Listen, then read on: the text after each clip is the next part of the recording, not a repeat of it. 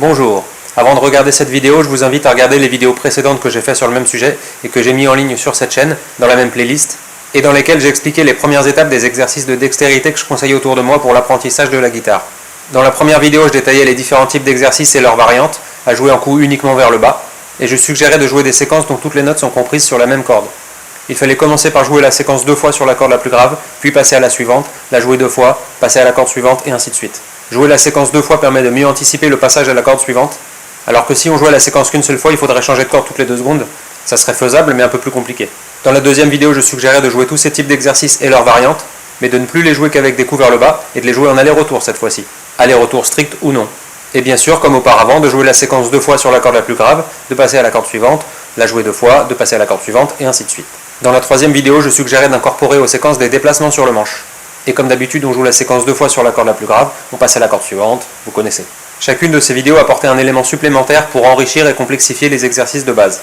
Pour chacune de ces vidéos, j'avais également mis en ligne une vidéo associée, dans laquelle je montrais des exemples mettant en pratique ce dont j'avais parlé dans la vidéo associée.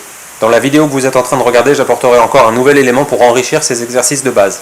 Je vous propose donc cette fois de créer des séquences dont les notes ne sont pas uniquement sur une corde, comme auparavant, mais sur plusieurs.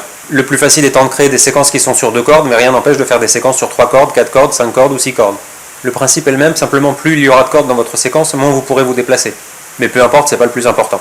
Et bien sûr, vous pouvez incorporer tous les éléments dont j'ai parlé dans les vidéos précédentes, comme les allers-retours ou les déplacements. Pour être plus explicite, je vais commencer avec un exercice simple, une montée avec l'index et l'annulaire, en cases 2 et 4. La séquence se joue donc sur la première et la deuxième corde. Je vais la jouer 2 fois sur ces cordes-là, puis je décalerai. Je la jouerai donc à ce moment-là sur la deuxième et troisième corde, sur lesquelles je jouerai cette séquence encore 2 fois, puis je me décalerai encore d'une corde, la troisième et la quatrième. Je jouerai la séquence 2 fois, puis la quatrième et la cinquième, 2 fois, puis la cinquième et la sixième.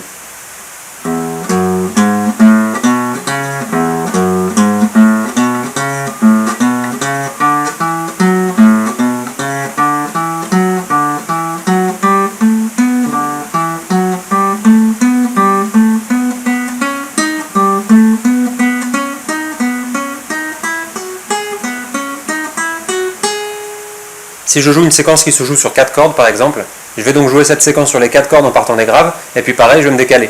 La première étape, ça sera donc corde 1, 2, 3, 4, puis 2, 3, 4, 5, puis 3, 4, 5, 6. Et pour illustrer ce que je viens de dire, je vais jouer cette fois une alternance avec l'index et le majeur en case 4 et 5, mais sur 4 cordes cette fois-ci.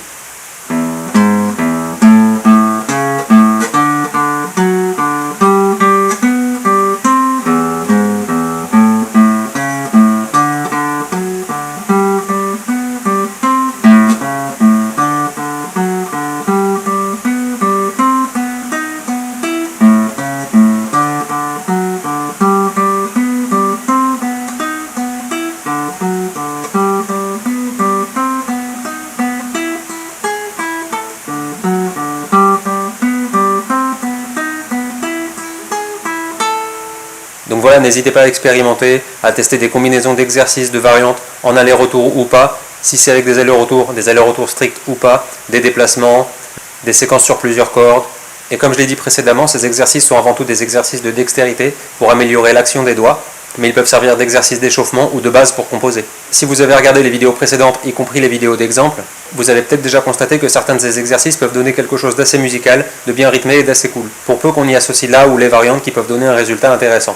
C'est quelque chose que vous pouvez faire vous-même, comme des Lego, brique par brique. Vous construisez votre séquence en sélectionnant les notes, le mode d'attaque, coup vers le bas, coup vers le haut, aller-retour, les déplacements éventuels sur une corde ou plus. En mélangeant tout ce dont j'ai parlé dans toutes ces vidéos, on peut trouver des trucs assez cool, il y a une infinité de possibilités.